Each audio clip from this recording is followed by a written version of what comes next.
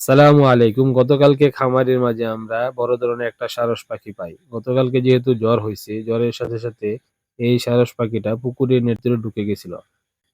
তো আমরা যখন এই পাখিটাকে পাই, এটা পাওয়ার পর দেখলাম মোটামুটি অনেকটাই দুর্বল হয়ে গেছে। আর শরীলটা ভিজে যাওয়ার কারণে আর উঠতে পারে নাই। তো এটা হচ্ছে এক ধরনের সারস পাখি। আমাদের এলাকায় এটাকে আমরা পাহাড়ি বগা বলে ডাকি। তো যেহেতু শরীরটা দুর্বল ছিল আর ভিজা থাকার কারণে উঠতে পারে নাই।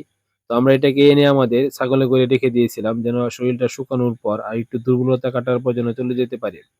তো আজকে সকালে আমরা এটাকে ছাড়ার জন্য বাহিরে নিয়ে আসছি। তো এগুলো হচ্ছে মূলত একটা প্রকৃতির ব্যালেন্স রাখার জন্য অনেক ধরনের কাজ করে থাকে। আর এগুলো এক ধরনের প্রকৃতির সৌন্দর্য। তো আমাদের খামারে আমরা অনেক সময় অনেক ধরনের পাখি পাই। এগুলাকে আমরা কোনো সময় আটকিয়ে রাখি না। সবসময় ছেড়ে দেই।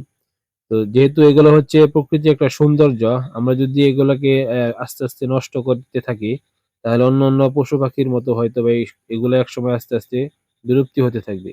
একসময় আমাদের এলাকায় এই পাহাড়ি বগাগুলা প্রচুর পরিমাণে দেখতাম। কিন্তু এগুলো এখন আস্তে, আস্তে কমতে শুরু করছে। তো আজকে যখন এটাকে আমরা ছাড়ছি, ছাড়ার পর দেখলাম অল্প একটু উড়াল দেওয়ার পর অনেকক্ষণ বসে রইছে। যেহেতু আ এটা বড় ধরনের একটা শক খাইছে, তো আবার অল্প কিছুক্ষণ পর আস্তে, আস্তে এটা উড়াল দিয়ে চলে গেছে। তো আমরা কোনো সময় প্রকৃতির এই সৌন্দর্যগুলা নষ্ট করি না।